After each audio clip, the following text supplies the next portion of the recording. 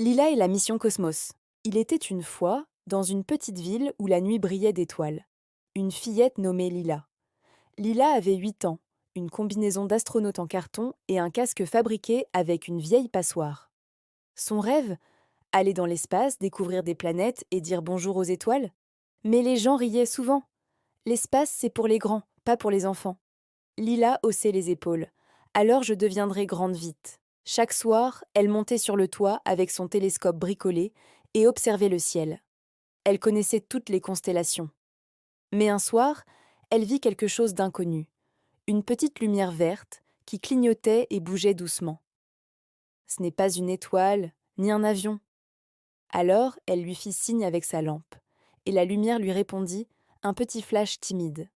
Lila sentit son cœur battre. Quelqu'un là-haut veut me parler. Le lendemain, elle décida de construire une vraie fusée. Pas une fusée en carton cette fois, mais une qui volerait. Elle demanda de l'aide à son grand-père, un ancien ingénieur. Papy, tu crois qu'on peut fabriquer une fusée? Une fusée? Pourquoi faire? Pour aller dire bonjour à une étoile verte. Le vieux monsieur la regarda longuement, puis sourit. Pourquoi pas? Les rêves, ça ne demande pas la permission. Pendant plusieurs semaines, ils travaillèrent ensemble dans le hangar. Des boulons, des bouteilles d'eau vides, des vieux panneaux solaires. Petit à petit, la fusée prit forme. Lila l'appela l'Espoir 1. Quand tout fut prêt, elle monta à l'intérieur. Le grand-père plaça sa main sur la coque. Promets-moi de revenir. Promis, et je te ramènerai une étoile. Cette nuit-là, le ciel était clair. Lila entra dans sa fusée, appuya sur le bouton rouge. Boum! Un grondement, un tremblement, et la fusée s'envola. Elle traversa les nuages, passa la stratosphère, et bientôt la Terre devint toute petite. Waouh! C'est encore plus beau d'ici. Autour d'elle, des milliers d'étoiles brillaient. Et tout à coup, une voix résonna dans le casque. Bonjour, Lila. Qui parle? C'est moi, la lumière verte que tu as vue. Je m'appelle Novi.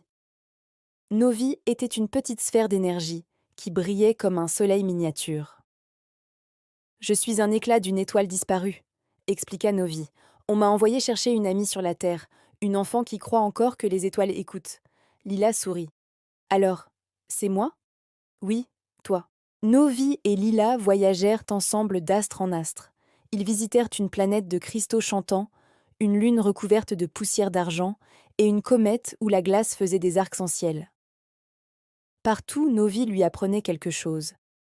Regarde, ici les étoiles meurent, mais leur lumière continue de voyager pendant des siècles.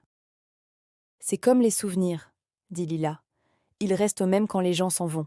Mais au bout de plusieurs jours, les réserves d'énergie de la fusée commencèrent à baisser. Lila savait qu'il faudrait bientôt rentrer.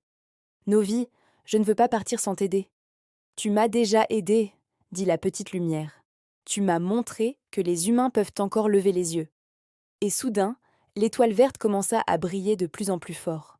Novi, que se passe-t-il? C'est mon heure, je vais redevenir lumière du ciel. La lumière s'éleva doucement et explosa en une pluie d'étincelles vertes qui se mirent à tourner autour de la fusée. Merci, Lila, murmura une dernière fois la voix de Novi. Quand elle se réveilla, la fusée redescendait doucement vers la terre. Elle atterrit dans le jardin au petit matin. Le grand-père accourut.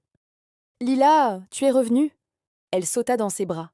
Et j'ai tenu ma promesse. Elle ouvrit la main, une petite pierre verte y brillait, un fragment de Novi. Le grand-père la contempla longuement. Alors, tu as vraiment touché une étoile? Lila hocha la tête. Oui. Et elle m'a appris que les rêves, c'est comme la lumière. Ça ne s'éteint jamais vraiment. Depuis ce jour, chaque nuit, une étoile verte brille au-dessus de la maison au toit bleu. Les gens du village disent que c'est un satellite ou une comète. Mais Lila, elle, sait que c'est Novi qui la regarde de là-haut. Et parfois, quand elle allume son vieux télescope, elle voit une petite lumière qui cligne 3 fois, comme un rire d'ami perdu, revenu saluer.